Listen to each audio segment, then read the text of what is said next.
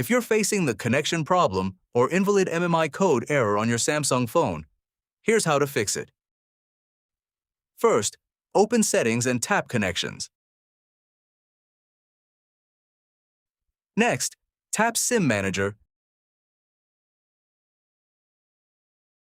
and turn off your SIM. If you have 2 SIM cards, turn them off one at a time.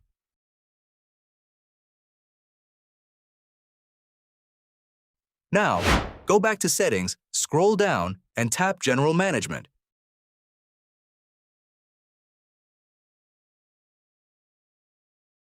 Tap Reset, then select Reset All Settings.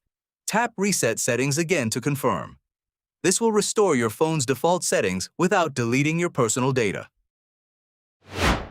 Next, eject the SIM tray, remove the SIM card, and reinsert it properly.